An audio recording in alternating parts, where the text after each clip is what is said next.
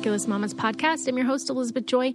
We believe in empowering people through storytelling and education. I am excited about today's episode. I have on Christa, and we're going to talk about eczema today. It's a topic that we haven't touched on, and I feel like I know so many people who have either dealt with it. I didn't know that it came in like a lot of different forms. It's not just like the typical one that I'm used to. Or their kids have dealt with it. And right now we're in winter. Sometimes there's flare-ups there, which we're going to talk about with Christa, and just really get into it with her, which I'm excited about. If you missed last week's episode, go back and listen to Gina. She's awesome. She's just like, she's so positive. She's fun to talk to. Just like such a light and full of energy. She came out with this awesome book. And she also talks about like moving your body and having fun, and the myths of motherhood, and just such a positive influence in the motherhood community. So make sure you go back and listen to that. And just so you know, next week's episode is going to be our last one of the month. And then we're going to come back January 10th. So we're going to take a little holiday break over Christmas and New Year's, come back the 10th, nice and strong, with some really great content I'm excited to share with you guys. So we're like almost to Christmas, which is crazy.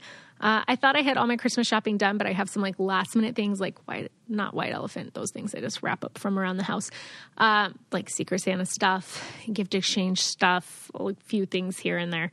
So just trying to put all of that together. If you are listening to the podcast and you have not subscribed, make sure that you subscribe and leave a review. That's one of the best ways to share this podcast, is to leave a review so other people can see it and go to it. Make sure that you're sharing it with your friends. It means so much to me. And I've just been so blessed to be on this journey with you all. All right, we are going to dive into this episode.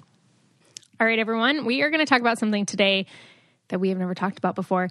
And it's something that I think has personally affected all of us, or we know someone who has been affected by it, and that is eczema. I can name several people in my life who their kids had it or they had it, and who have dealt with it at some point in their life. And I'm so excited to be talking with Christa Biegler here, because she's a registered dietitian and she has kind of dedicated a lot of her learning and studying to eczema, and she's going to just talk to us about it today, which I'm super excited because I honestly really know nothing about it. I know that it's like kind of dry, rashy skin and it itches a lot and you put stuff on it. So thanks for coming on the show today to talk with us, Christa. Yeah. And like I said to you off the air, I would like to give as much as I can around eczema because our toolbox is pretty shallow for it, which is disappointing. And then that's where we get pretty frustrated. So if I can be helpful in some capacity today to help point you in the right direction, I will be very happy. Yeah, I'm excited. Well, first of all, tell us, how did you even get into all of this? Well, I had no desire to work with eczema, if I'm being completely honest. It found me because it was part of my own story. But it was one of those stories where it's visually affecting you and you'd like to just bury that under the rug and not really think about it. So my story begins in my brain in high school when I would have dry skin. And I was just like a regular human who would say, oh, well, this must be genetic because my sisters get this. It just presents in the winter. I had gone to the dermatologist, used a couple of creams, not religiously. It was not ruining my life. And I didn't really realize there was any other options. That's where that story kind of sort of ends. And then it really continued that way until I was getting into private practice. I'd already been practicing for several years, and it's more of a perfect storm. So if you have kind of a predisposition and all of these things align, so I was probably under more stress than usual. I was kind of changing careers, right? So I didn't recognize it as an issue, but I had stuff going on, right? So I had some stuff going on. And then there are different types of eczema. So I have what I would say is the worst type. And so, or the least convenient type to correct. And so it's very much triggered by environmental influences and chemical issues, et cetera. So I was at the swimming pool, and this is a little different because remember my eczema or dry skin, the way mine was presenting, there's several types of eczema. We can talk about that. But it was usually worse in the winter. And I was just like, oh, dry skin in the winter. A lot of people would say that they have some, level of that. So I was taking my kiddos to swimming lessons every day for a week. And then we would swim after swimming lessons. So I had chlorine exposure for an entire week. And that's kind of an interesting note because chlorine is the same thing as a bleach bath, which can work for some types of eczema. So I should probably stop here and just mention my overarching beef here is that one of the reasons our eczema toolbox isn't always very effective or people get frustrated when they try certain things is that we're trying to treat it all the same and it's not all the same. So for some people and for some eczema, swimming in a pool, which is essentially a bleach bath, can be helpful. And we can talk about what that is. For me, that was kind of like the straw that broke the camel's back. And a week into these swimming lessons, I woke up one morning and had broken out with a vengeance like I'd never seen before. So I had eczema all over my eye and on my neck. It was really handy. It was a very visual place, right? And the worst part of it was that one, I kind of felt like maybe I should know what to do. And I really didn't, right? And when you're in a place like that, there's a lot more desperation kind of underlining everything than we would prefer. So that's unfortunate because that kind of makes our decisions a little bit start-stoppy and a little bit rash. And so the challenge was that in trying to find someone to help me overcome eczema, I was not very successful at finding someone that knew what they were doing or was able to help me very well. I had, as I said, a sort of a difficult case. At the end of the day, I finally overcame it through lots of research, lots of trial and error. It took much longer than I would have liked to admit, but that was the reality when you didn't have anyone to help guide you. So with that experience in tow, I had no interest in working with it, but I was asked to speak in a Facebook group for moms of kids with eczema. And I was talking about food relationships and skin and different types of food relationships. And I had some moms reach out to me and ask if I would work with their children, and we were successful. And then the rest is history. So there's a lot of opportunity to be helpful. And after working in eczema, I understand why a lot of people don't want to specialize in it or work with it. And it's because we want it to be quick and we want it to be kind of easy. And it's pretty much the opposite obnoxiously. For some cases, fortunately, it is quick and easy. And for others, there's a bit of learning to do. It's not just an external issue. Mm-hmm. Right. And I mean, they say that, when your skin's doing something, it's telling you something that's underlying usually. It's usually not just a topical thing. Well, skin grows from the inside out. Right. Because I remember when I was super young, I don't remember, maybe late teens, early 20s, just hearing about how a lot of people who were dealing with breakouts were actually over drying their skin. That's when astringents were huge and you got to put all this stuff on and how people are like, oh, I have oily skin. And I just remember hearing oily skin's actually dry skin because your oil glands are overproducing because you continually are drying them out. And I was like, oh my gosh, that's so crazy. And actually there's a really mirrored or paralleled epidemic thing happening now with skin because we have used hand sanitizer so much in the last 2 years at a new level. And we were always using antimicrobial soaps and things, but it's kind of reached a new level to where we are disrupting the skin microbiome in the hands. And so we're seeing a lot more. What your skin has is a little phospholipid layer, and it's meant to be antimicrobial for you. So what essentially there's an oily layer on your skin. You may not see it, but that's actually, it's like a shield trying to prevent pathogen disruption to the skin, which can present like eczema. So one thing that we agree about unanimously in the eczema community is that a lot of eczema, and for me, it's eczema that looks a certain way, but there's a lot of eczema for a lot of people is Staphylococcus aureus overgrowth on the skin. So it's a type of bacteria on the skin. So if we are disrupting our skin microbiome by just kind of emaciating the field. So let's say we spray all the grass and the weeds, right? We're disrupting, that, then overgrowth or opportunistic bacteria can grow back first. And so we start to see, one, we're drying out the skin for sure. There's a topical barrier issue. And then two, we're allowing the stuff that causes eczema to now start and to grow. So very similar to, we have these things that happen in trends and time. And just like you saying, you saw that in high school. Now we see a lot more issues with hands and dry hands and hand eczema just as a kind of a response to what we've been doing over the last couple of years. Mm-hmm. Yeah.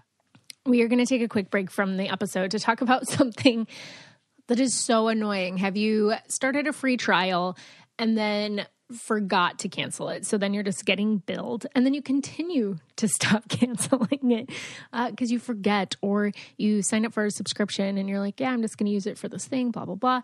And then again, you forget. And then you see it later on your credit card and you're like, oh, I need to cancel that. And you continue to forget. And the thing is, we just see like the small monthly amount that maybe you're getting charged, but not how much you're actually wasting that year on all of these. And that's where Truebill enters the picture. Truebill is a new app that helps you identify and stop paying for subscriptions that you don't need, want, or simply forgot about. On average, people save up to $720 a year with Truebill, which is huge. That's like all of your Christmas money. And because companies make subscriptions hard to cancel, Truebill makes it incredibly simple. You just link your accounts and Truebill will cancel your unwanted subscriptions in one tap. And their concierge is there when you need them to cancel unwanted things that you have signed up for so that you don't have to deal with it.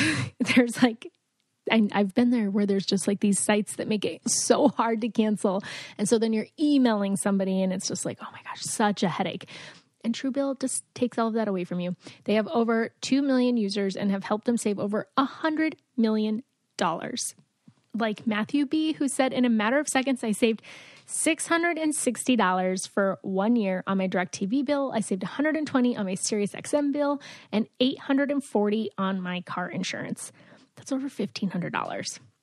So don't fall for subscription scams. Start canceling today at truebill.com/mamas.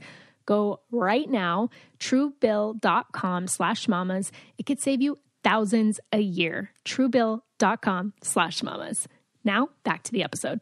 I'd love to dive into like some of the causes, I guess, for kids and how kind of pediatricians don't really know how to give the right advice. Like what I've heard, what I was telling you before we got on was like a lot of times pediatricians will be like, oh, just put Aquaphor on, blah, blah, blah, and may not address some of the other issues that could be contributing to it.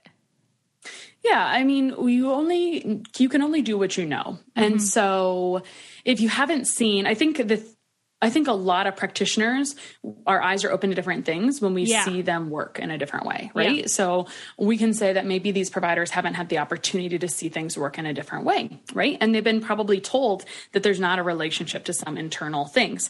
And one of the ways I like to think about things is you can always look through kind of any issue through this triad lens. And there's always, and this is especially true with eczema. So there is an internal component, there's an external or structural component, and there's often an emotional component. And we could like have that conversation about pretty much any symptom, and eczema is a symptom of something. And so dermatologists really excel at diagnostic tools, right? And external or structural appraisal of something, right? They're very good at that. That's kind of what their job is, to look at something externally. So unfortunately, there is more to eczema than that. And so when we just use, so what our typical toolbox is to go have an issue. And like there are some simple things where maybe it's not very severe. Maybe it's not much of eczema. Maybe it is a little bit of a slight disruption of skin microbiome due to overwashing. And there's always the opportunity of, let's just start simple. Let's see what works first, right? And what people do is they try a lot of creams and then they start to feel like they've tried everything, which is 100% never the case. Mm-hmm. And so what usually happens is you go in, you get you might have a recommendation to do something topically. And then when it gets kind of red and ugly, they're usually going to recommend a topical steroid cream. And there's nothing wrong with steroids in the short term, especially if you would need to sleep, right? Because if we're not sleeping, we can't really heal.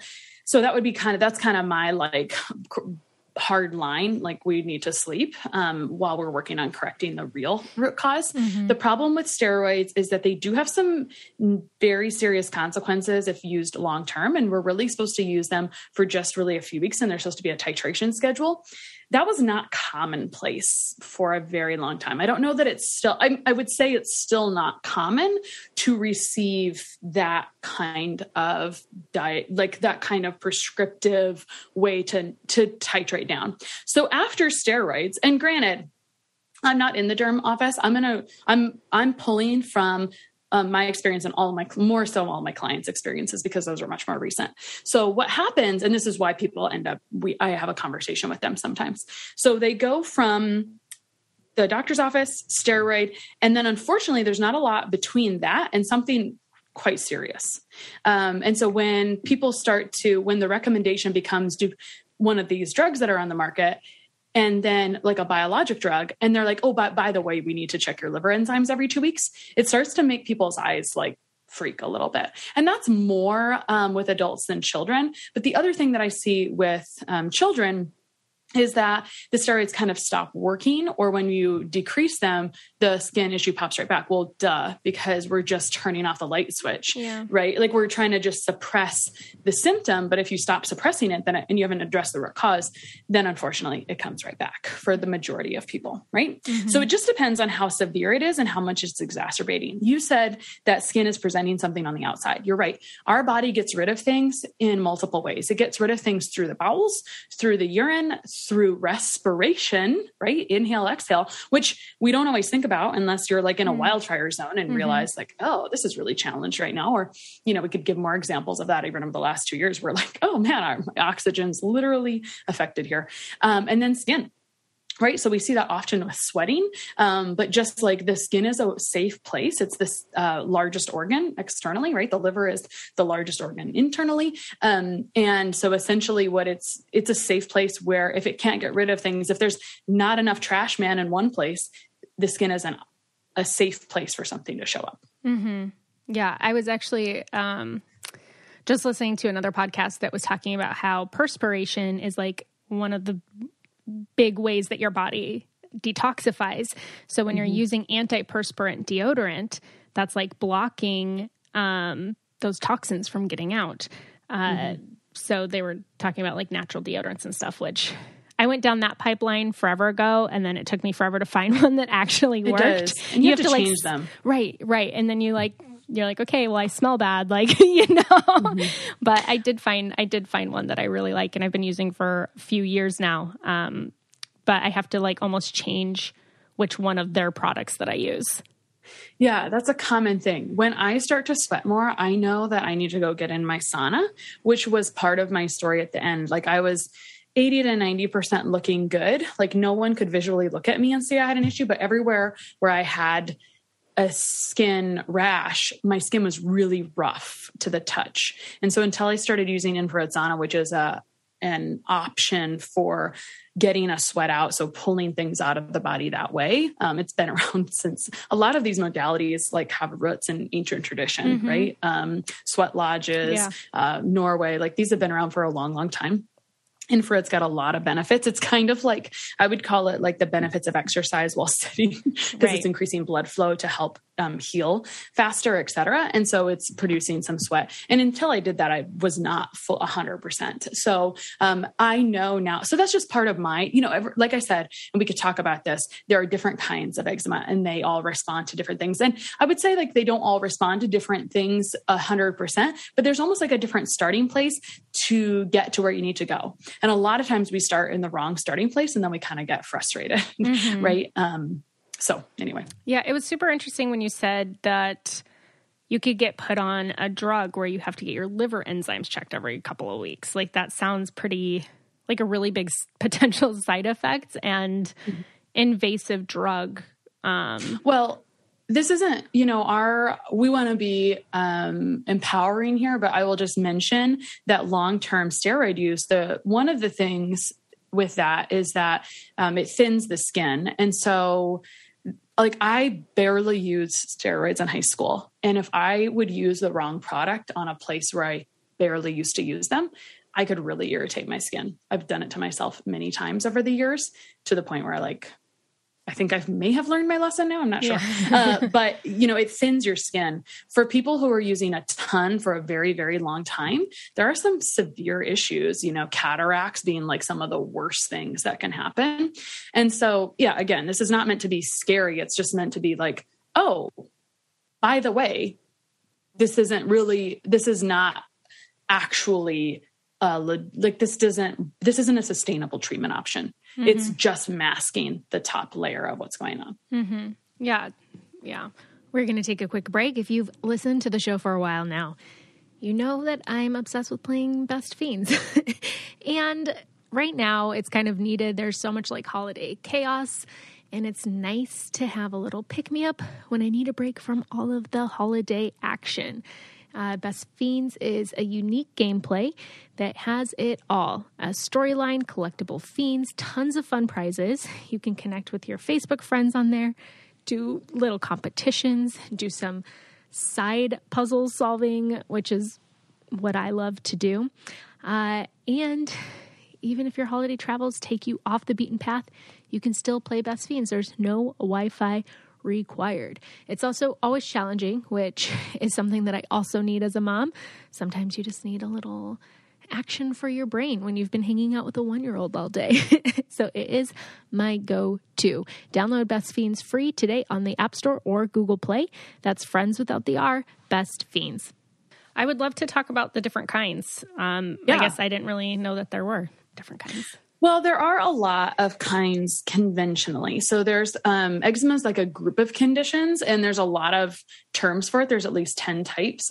Some people will kind of use these terms interchangeably. So atopic dermatitis is essentially the same thing as eczema. Dyshydrotic kind of looks like pustules or little pimply things, often showing up on the hands. Numelar eczema is round. Contact dermatitis is like you touch something and can get dermatitis from that. Seborrheic is usually on the head. And all of these, I have feelings about them. For me, I was you cannot find this in a book, but I was seeing patterns in the way skin rashes presented and the history and where people needed to start. So like common denominators in their symptoms. So for me, there's 3 different types. Like I just made this up based on how I feel to help me categorize like where this person needs to start. So the easy one is kind of the inflammatory type to me. And it's going to look like numelar eczema all the time. It may look like seborrheic dermatitis. This is going to be imbalances in the gut. So when we have gut imbalances, so a lot of weeds in the lawn, essentially, right? A lot of weeds in the lawn, that's going to create issues with digestion that may or may not be obvious on the outside. It might be loose stool. It might be constipation, not pooping every day like a banana. With kids, this is a little more gray because especially 1 and under, it's a little different, but there are parents who've got kids that don't poop for a long time because there's stuff going on, right? So digestive imbalances or gut imbalances. And this kind of makes some sense. If we scroll back to where we were talking about, we unanimously can agree in the eczema community and beyond that there is a staph aureus overgrowth on the skin. Guess what I see on gut tests? Staph aureus overgrowth on the inside, right? So actually some fun tips on this. I can be having a child doing very well and like we're correcting bacterial imbalances, and then they'll get a head cold, which has got a little staph and strep overgrowth. So like really stupid analogy for this is, let's say you've got a gymnasium and you've got green balls and red balls, and the green ones are good bacteria and the red ones are the weeds are bad bacteria. When you're sick, that's like a major upflux of those like not good weeds or red balls, to the point where it kind of knocks you out a little bit and you're like, oh, you got bacteria and fungus stuff going in your nose and you're blowing that all out. You got congestion all over the place. I mean, if you think about it, mucus and congestion, that's a protective mechanism for your body to blow things out. It's giving you a delivery vehicle to get rid of things. Isn't that interesting to think about it that way? Yeah. Anyway, so we've got these overgrowths. And so the real progression of a head cold is like, you feel like crap for probably a week. And then you say you feel good, but you probably don't for another week or two. That's really actually what I see happen with people. And so up to 3, maybe 4 weeks after someone has a head cold, sometimes I see skin start to flare.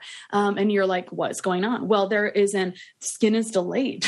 It can be short term, but it can also be delayed. So what happens is we've got all that staph strep overgrowth from that head cold, or all those like red balls in the gymnasium. They've calmed down enough to where you're really functioning pretty well. But on the inside, this is where it's like, it's not real obvious, but there's enough going on. When you have those imbalances, that bacteria that is out of balance on the inside, it gives off waste. So it's like having unwanted house guests, just like a weed. It takes nutrients from the grass and it gives off, think of a dandelion, right? Not to pick on dandelions, right? But it steals water from the grass and it gives off all of these seeds.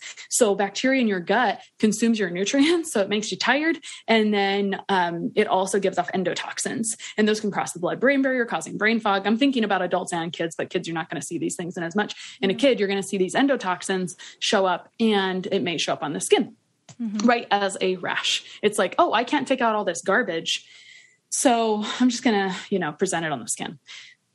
So that's kind of one way. So that's inflammatory, and it's going to look like worse. It may have, I would say there's more of a food interaction there because of some of the things that happen in the gut. It does not need to be a long-term problem. Yeah. So I think I'm going to go against like what you're going to find on the internet and say, I would like you to eat things.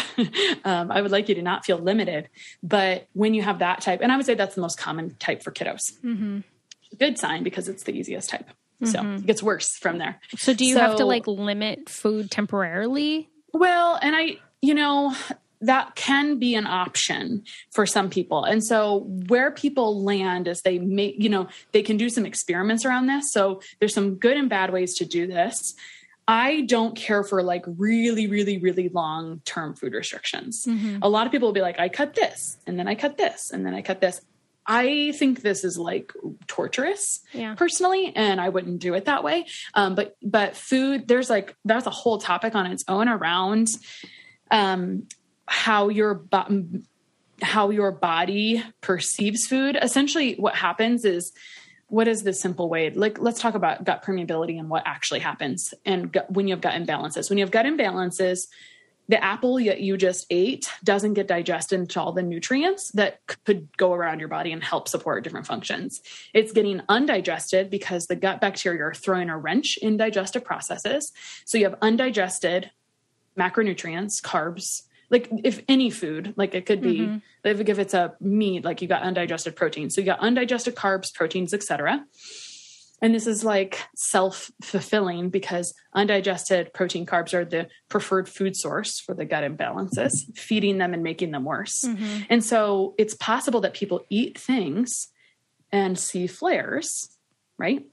And what's the other thing that can happen? When you have these large particles, so we go back to this apple or this steak or whatever. So when you have large particles not digested into micronutrients, these large particles crossing this barrier, the immune system's like, I don't know you. You're like not the vitamin that usually comes across this wall, right? So your body starts throwing inflammatory bullets at it, essentially. And these are cytokines, inflammatory mediators. And so I use the analogy of like Nerf guns. And so like there's different Nerf gun bullets and different colors of them. And there's like IgG and IgM and T cells and all these things. So it can you can change food and you can see results in some types of eczema, depending on how you do it. But my plea would be, if you improve how things are digested properly and eliminate unwanted invaders, then you can correct the entire process that created the food sensitivity issue in the first place. So this is not for every single person. And so what the annoying thing is that because it doesn't work for everyone, in conventional medicine, we can be a bit black and white, and there is a gray zone. And so if 10 people try to do the same thing and they have 5 different results, like if they have different results and it's not consistent and people implement a strategy a million different ways, then what does the professional think? They're like, that doesn't work, right? Or like, we're not subtyping the eczema very well. That's actually a well-known issue in research, is like, we're literally doing research on different kinds of conditions, and we're expecting the same outcomes. And that's not where we are yet, you know? So we've got this inflammatory or gut mediated type, as I would like to call it, where you're going to see more allergies present. You're going to see more potential food sensitivities that could hopefully be improved and fixed for the future. You know, in a children, since that's largely our audience, our discussion today, we have a lot of opportunity to impact our gut microbiota. It's kind of set at age 3, and we have a lot of opportunity to improve it before. And let's go back later if you want, and we can talk about like some of the things to look at in a child's history that help kind of like pull this story together. So that's one type. And let me talk a little bit more about it. So it's going to look like, so this is the inflammatory type. It's gut mediated. There's definitely gut imbalances that leads to nutrient inadequacies, because if you can't digest things perfectly, even though you're not going to see it on the outside, like, unless you got x-ray vision and you're seeing how, and you know what it's supposed to look like, you may not see it on the other side. It's kind of annoying. And this is part of why people don't like to work with eczema, because it's not just an external issue. And so if you haven't wrapped your head around yet that it's a gut issue, then thank God you're here, right? Because hopefully that this conversation is enlightening. So it may look like you're more red by the end of the day. That would be a common thing. It might look worse in certain seasons. Maybe the child's not old enough to actually see that yet. It's going to look worse with certain foods. So if your child's reacting to like bananas or avocados or maybe dairy, like all of those could be in that inflammatory bucket. So that's going to be most common for kids right there. And for me at this stage in practice, I'm like, yay, that's my favorite. So that's also, again, going to look kind of red and splotchy or red and round, or it's going to be in the traditional places for a child, inside the elbows, behind the knees. All of that's going to become in melanated skin. It's going to look darker instead of red pigmented. It's going to look darker. Sometimes in melanated skin, what happens with dermatitis is that the skin, instead of being rich and brown, kind of looks gray and ashen. So it's actually a bit of an issue for those with melanated skin to actually get diagnosed properly. And my friend Rocky is really good at like speaking to that topic, and I'm so glad she does. So I've learned some things from her and from different clients as well.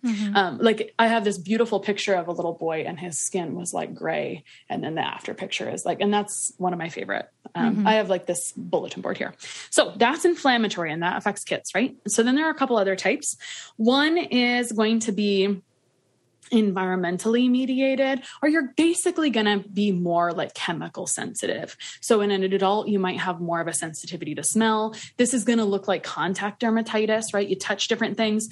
There are a couple like things that are kind of big topics in the eczema world that may or may not be an issue for your kiddo. This is going to look more dry and flaky, by the way. This was mine. This was my eczema. So the gut part was still important, because when you have gut stuff, so when you have a bunch of dandelions growing, they're still going to give off all those seeds or endotoxins. When you give off endotoxins, guess where that goes? You've got to take out the garbage regardless. But when it's an environmental type of eczema, this is like more stress on the key detoxification organ, or the liver. And we could talk about lymph and all kinds of things. But essentially, that's going to usually look more dry and flaky more often. It doesn't mean that that other part isn't an issue. This is more like I'm adding a layer on top of it. So you start with the outside layer, not the inside layer. If you go and you're trying to take out your unwanted house guests, there's still going to be a lot of trash around. So if you haven't supported the trash man first, then then you could look worse. And so there is an expression. Sometimes people will say, is this supposed to look worse before it looks better? I don't really like that expression. I think that can be baloney. If you would support things in the right order, then hopefully you don't have that issue. Not saying anything is impossible. Yeah. Right? I've heard that a lot with skin stuff. Like it gets worse before it gets better. It's because you're not doing it properly. Yeah. Okay. So take out the garbage. Like if you have all the signs and symptoms, that you really need to take out the garbage first. And this is where looking at history and looking at symptoms is very, very important. I would say when I'm looking at labs, I look at history and symptoms with as much or more or equal weight as I do to lab results. And unfortunately, so we've got some special testing that can be useful to look at the gut. I mean, not everyone knows what they're doing to try to help people with that. And that's okay. I only say that I only say that because sometimes people have tried things and not had them be successful. And I would just say, sometimes I look at what they did and I'm like, well, I can see why that wasn't successful. So that's all. And with like having more burden on the liver, so to speak, you're not going to necessarily see that with liver enzymes. To see out of whack liver enzymes, AST and ALT, it's not good. It's not good. So to add a medication and have to check liver enzymes is really not good. It's really actually not ideal at all. So we see low grade issues with liver stuff when it's like, when you have stuff presenting on the skin, it's like, how are you not clearing this out? The liver, and I have liver's real close to my heart because it was such a big part of my story. And also I want to say about that is that it's a very nutrient dependent process, and it's like a whole waste processing factory, and it's amazing, and it's working 24/7. So whoever's listening to this podcast, listeners are very smart. So you already know that the ads you see around detoxes are like not good. And by the way, if you go in and you support different parts of the factory in the wrong order, you can also look worse, before you look better, because you did it not in the right order, unfortunately. So I love podcasts because I don't know how to make this. Like, I want to tell you everything. Yeah. And I want you to understand it. And I'm only like barely skimming the surface right now. So we got this environmental type. It's going to look like contact dermatitis. It's going to look like, sensitivity to things you may see. This is where people will say, again, I tried everything. I changed my laundry detergent. Cool. That's maybe a piece of it. And that should be done anyway. So SLS, or sodium lauryl sulfate, is essentially a detergent, or a kind of like, it makes things foamy. It's in toothpaste and laundry detergent and all kinds of things. Shampoo, I have to think of soap.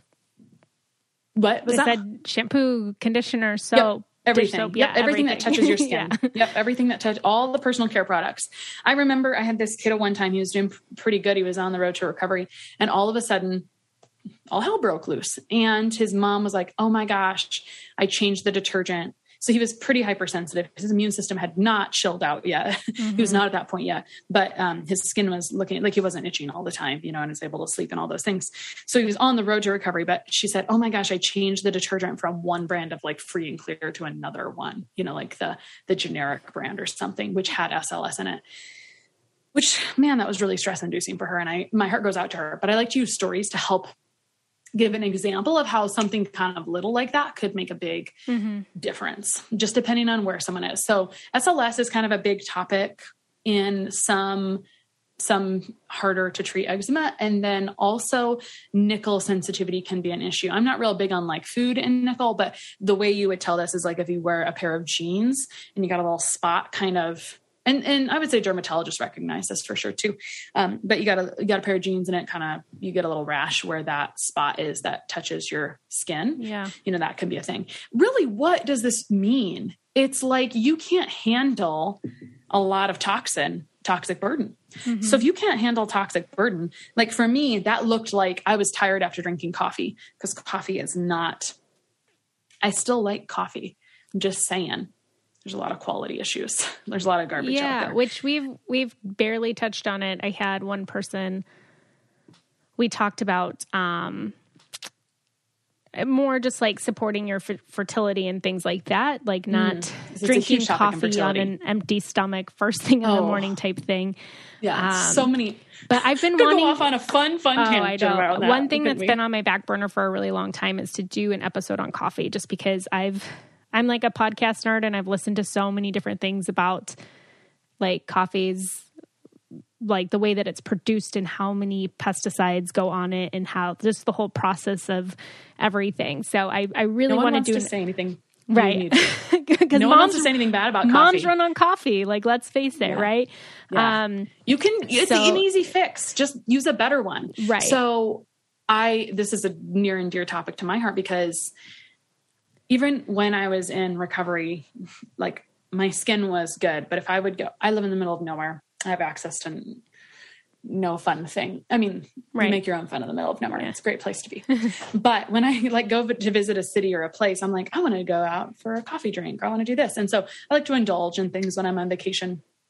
And for the year post, maybe even 2 post my eczema journey and clearing that, I could drink too much coffee and have a sensation where my rash used to be, like a faint sensation, not an itch, just like a, That's interesting. Yeah. And so coffee, before I realized like I need to drink organic coffee and be careful of like the mold in coffee and have high quality coffee, I remember like this stark thing where I could get a coffee and want to go to sleep. Cause for me, that's what inflammation looked like, was pretty significant fatigue.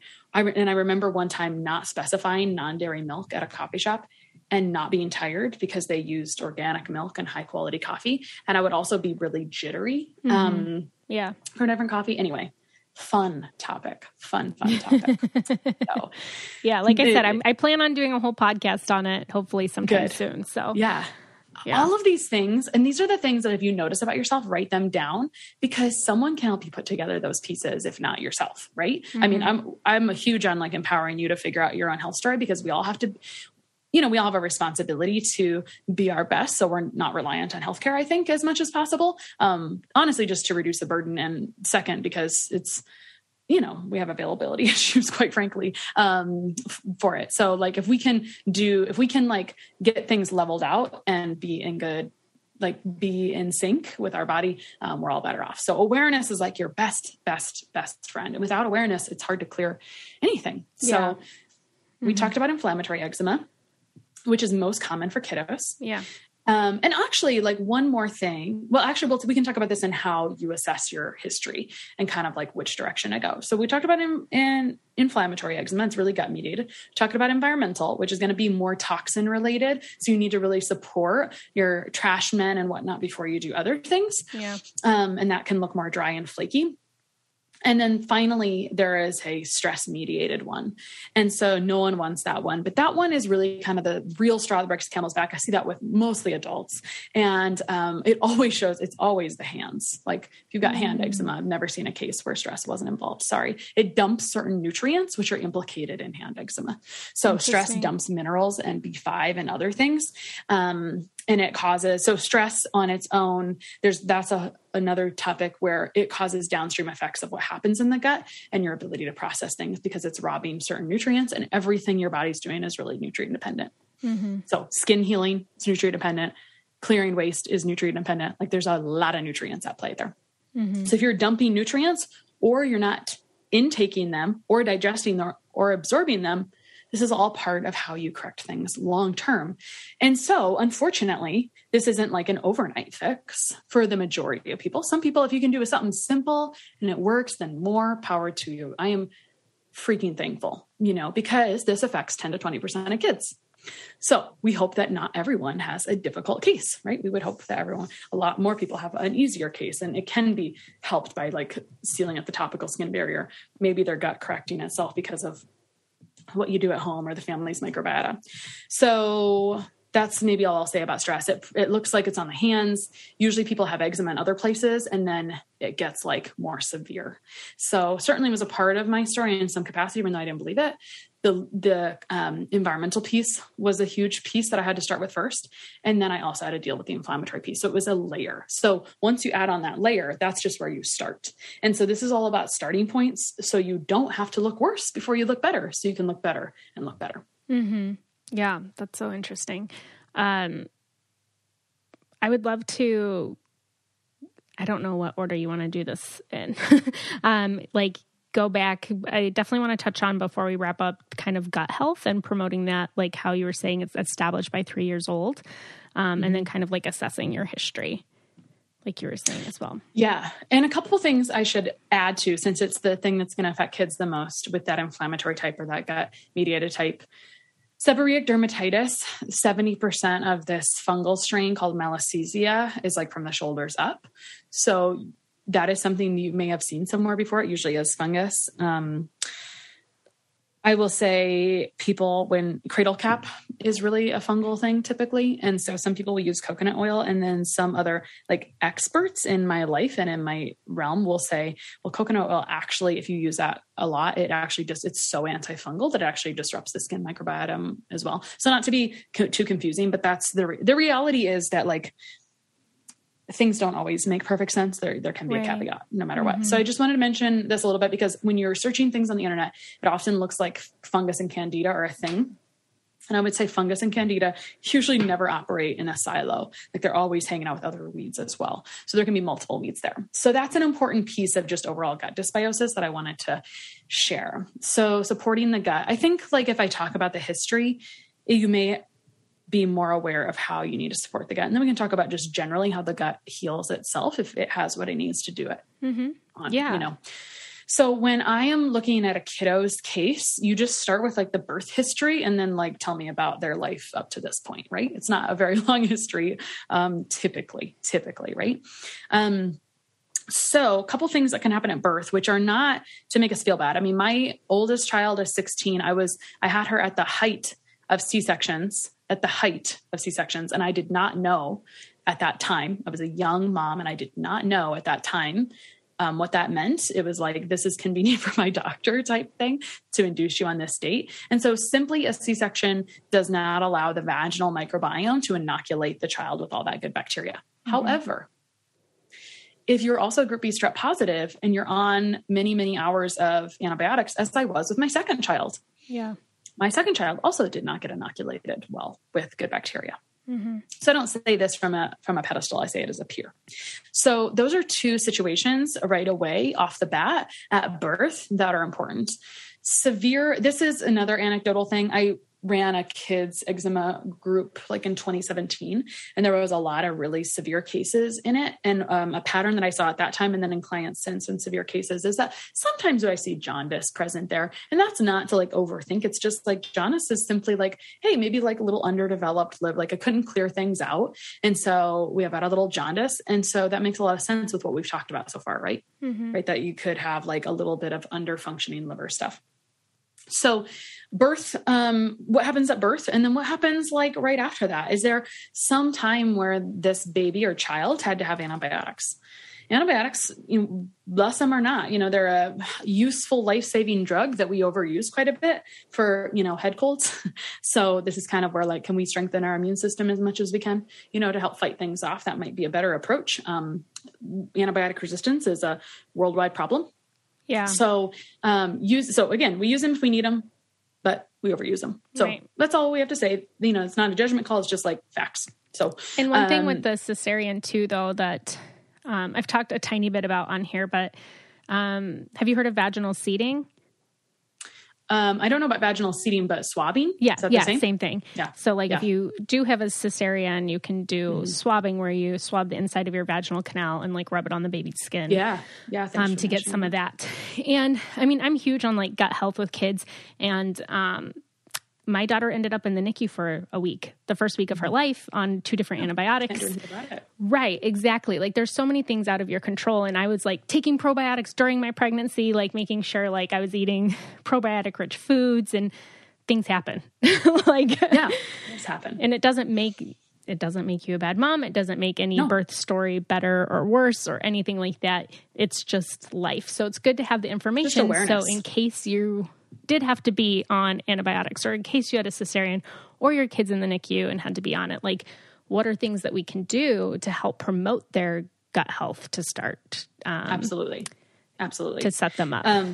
Yeah. And so those are the main ones in the story, right? Is there anything else kind of like that?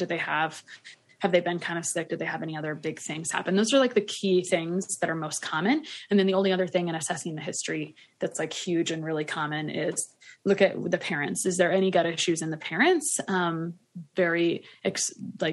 At a high or low level? And do either the parents have any part of the atopic march? Did they have eczema as kids or as adults? Did they have asthma or allergies? Because that is a little bit of a genetic predisposition. And we don't blame things on genetics. It just means that we're more likely, if we have all the things go in the right order, we're more likely to have issues than others. So gut health, how do you help that? So multiple things. So backing up, like this is let me talk about how like the gut normally helps itself a little bit to help make this make more sense. Then we can talk about what we kind of think gut health is and kind of some other ways to approach it.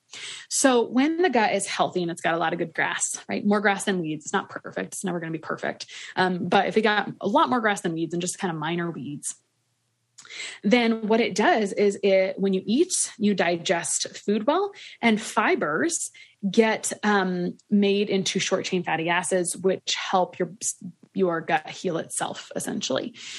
So that's if you have like everything working and you're eating a diverse amount of plant foods. These are prebiotics. And so prebiotics get really confused with probiotics. So probiotics are bacteria you take from the outside, you take internally. Gut health and probiotics have been kind of popular since 2005, and we've shifted a lot. The old school recommendation was like highest colony forming units in most strains as possible.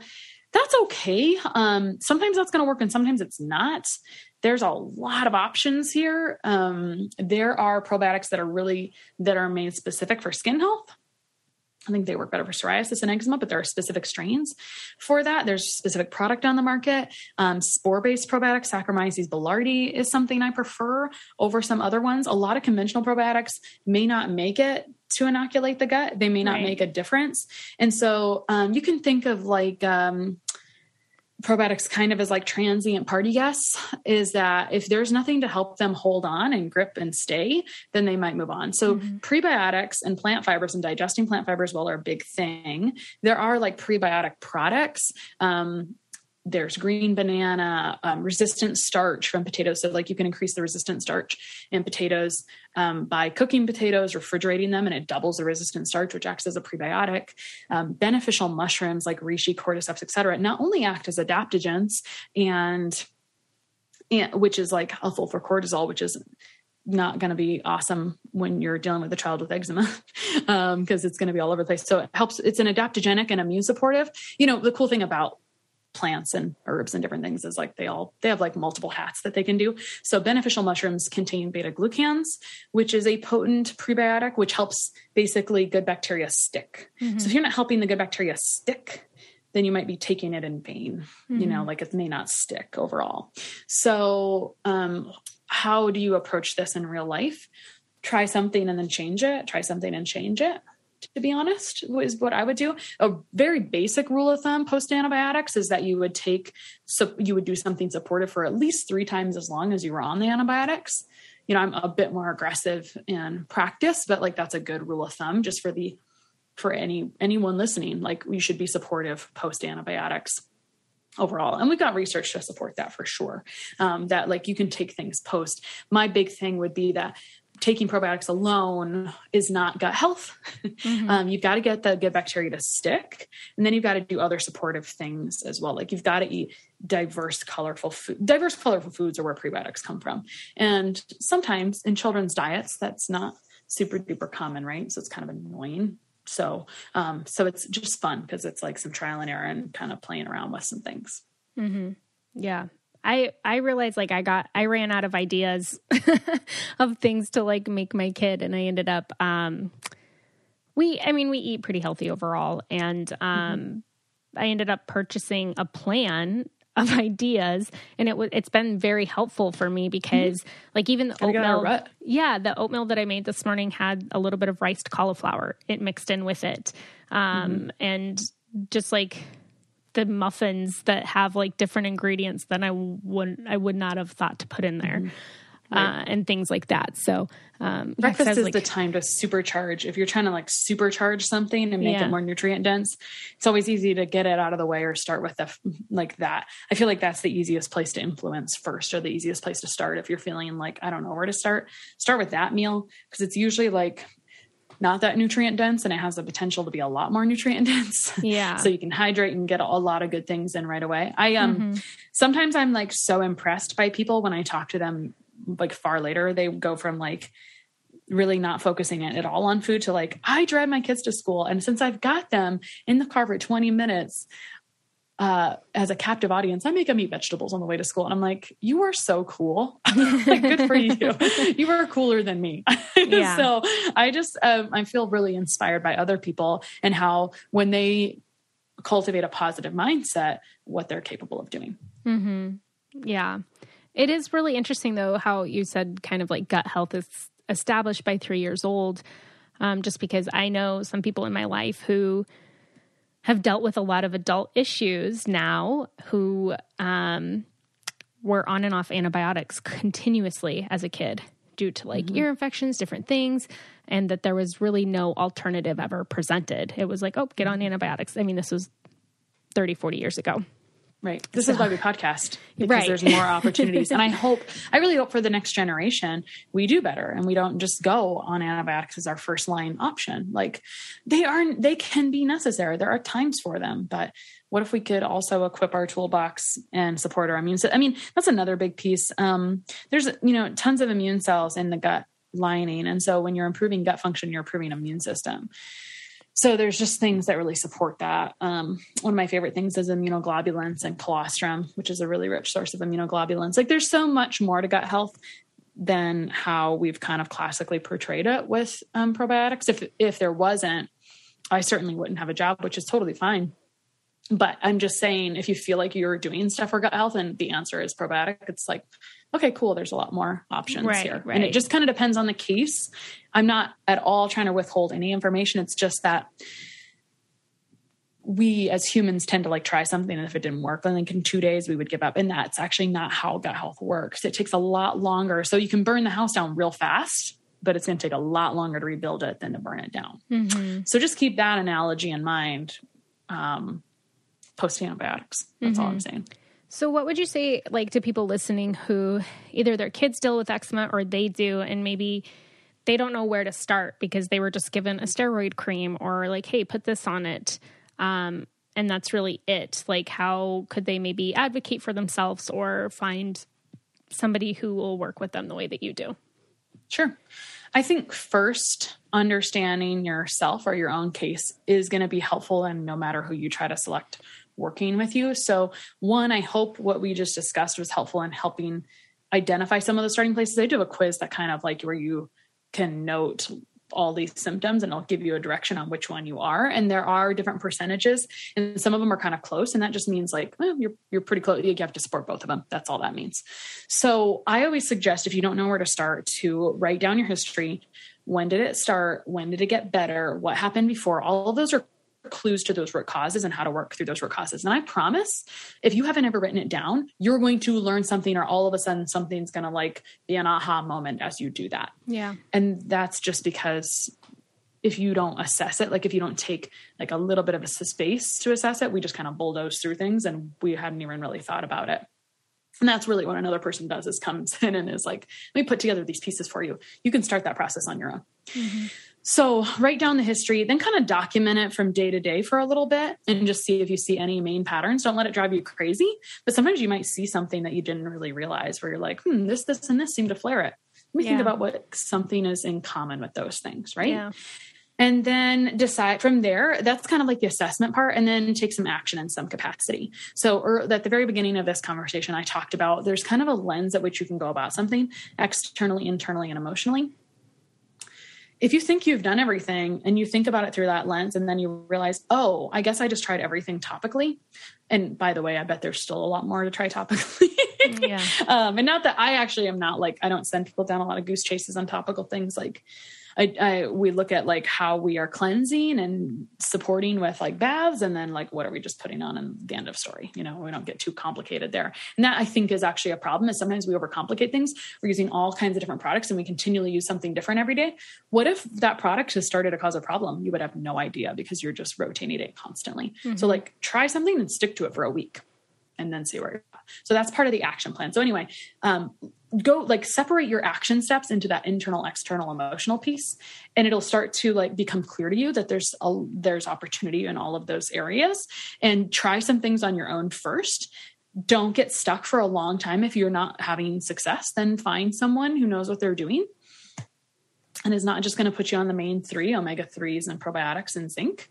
I can always tell from a mile away when someone got a really generic skin protocol. I have feelings about that. There's nothing wrong with omegas or probiotics, and zinc is questionable just because it makes your copper down, and it doesn't really matter in the context of this conversation, but assess, document, and then act, like create some action around it. Mm-hmm. And don't feel like, be empowered. And like, if you're feeling stuck, like dust yourself, like sit in that for a second, dust yourself off, recover, try to get some good sleep, ask for some help, and then move on. right? And take some action, and don't get so, and then just remember to like put your head up sometimes, because if you're like continuously like swimming and you don't look up, you don't really notice when you're drifting way off course. Right. So where can people, because you have a whole podcast, where can people find your podcast, your website, and connect with you at? Yeah. So my podcast is called The Less Stress Life. I came out with a cookbook in April 2020, terrible time for that. And so in March of 2020, I did like a pretty significant, some pretty intense podcast interviews all around eczema, if that's of interest. So podcast, which you can get to from lessstresslife.com. And if you're on lessstresslife.com, you're going to find ChristaBiegler.com. You're going to find eczemanutritionist.com. And that'll lead you to that eczema quiz, which will give you the type. And if you just want to stay in touch, I'm at Anti-Inflammatory Nutritionist on Instagram. Anti-Inflammatory Nutritionist. Okay. Perfect. I will have all of that in the show notes. When you were saying like you like to take notes, kind of like inventory of what's going on, I feel like I need to do that again. I don't think it's eczema, but I have like redness in my cheeks that flares up and down. And I worked with a doctor a few years ago, and I had food sensitivities. I had estrogen overproduction. My liver wasn't like eliminating it properly because I had inflammation in my gut. Thankfully, and all of those are related. Right. So thankfully I went to somebody and we had a whole episode on it with Dr. Patrick Flynn, who that's like what he does. He doesn't just address one issue. Like he had me do a food sensitivity, a stool sample, and a hormone thing. Basically, he did all my panels and looked at it all. And once I eliminated that, I started feeling, it was the first time in years I wasn't bloated. And he was like, just by looking at your skin, I can tell that you have like issues. And, and I felt so much better. And then throughout pregnancy and postpartum, I felt great. But then now this pregnancy, it's like back, like the redness is back. And the other night I ate something and I was over at my in-laws house and somebody was like, your cheeks are so red. And I'm like, what did I eat? Like, what did I do? Rosacea is implicated with gut imbalances. Yeah. Gut imbalances are implicated in estrogen excess because it throws a wrench in the digestive and elimination processes. So under pregnancy, there are more nutrients that are needed. Yeah. So we can get pregnant. And sometimes, so like one area that is kind of tricky, but also not sort of, is that when we're pregnant, our need for thyroid and iodine and all these things like double, like we just rely on a lot more nutrients. And so that's when a lot of women can start to have some really subclinical thyroid issues, which is going to slow motility, allow for overgrowth. It's going to look like more bloating and a little bit of gut dysbiosis, which could help flare some of that skin stuff. And it's going to look like food sensitivities because most food sensitivities come from gut imbalances overall.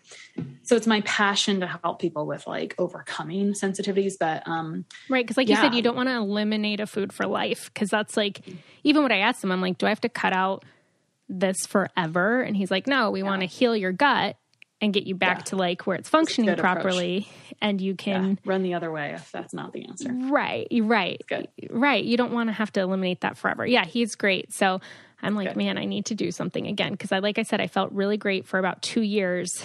And then like this pregnancy, it's been like, so not great. Since you're pregnant, there's things that are contraindicated for pregnancy. So what you can do in pregnancy is you can change up your probiotics and your prebiotics. And there are some other supportive gut health things that you could take.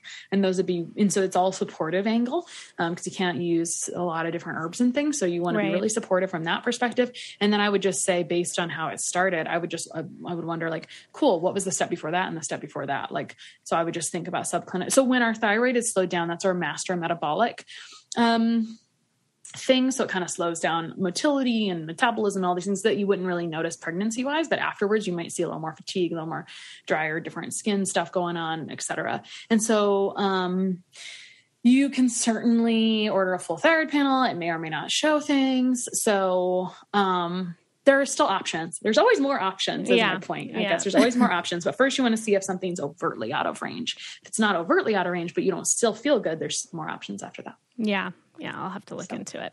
Well, thank you so much for coming on and for sharing your expertise. And everyone make sure that you check out her podcast and connect with her, follow her on Instagram. I feel like I learned so much. Like I said, I really didn't know anything about eczema, and I'm like looking back in my life because there's like times in my life where like I dealt with dry skin or had maybe different symptoms. So thank you so much for coming on and for sharing all your expertise with us today. My pleasure. Thanks for letting me come on. I learned so much on there. I feel like I need to connect with her for like health issues. As you guys know, I have like a million different, I feel like I always have health issues going on. So, I need to connect with her and to see what's going on with my gut right now. I have some different things happening, per usual, off and on, it comes and goes. But she's just such an awesome resource. I love what she said about cutting out foods that you shouldn't have to cut them out for forever. The goal is to get your gut thriving to the point where you can eat these foods. Your body supports you through them and is not fighting against you. And I just love that perspective because there's just things in my life I don't want to have to give up. But make sure you go check out her website, ChristaBiegler.com, and just check out all of the resources that she has and in her Instagram and everything, which I will link in the show notes. All right. I hope that you are having a great week. I hope that you're getting in the holiday spirit, and we will talk to you next week. Bye. If you want to be the most interesting person at the cocktail party, well, hop on over and listen to the Brain Candy podcast. Our award-winning content will have you laughing while you're learning. We read all the best articles, books, and studies and keep up with new TV shows, documentaries, and pop culture. And then we cram it all into 2 shows a week. Conspiracy theories, cannibal rabbits, unsolved mysteries, the history of the Walkman. There's something for everyone. The Brain Candy podcast. Find our link in the show notes. Or simply search for the Brain Candy podcast on your podcast app.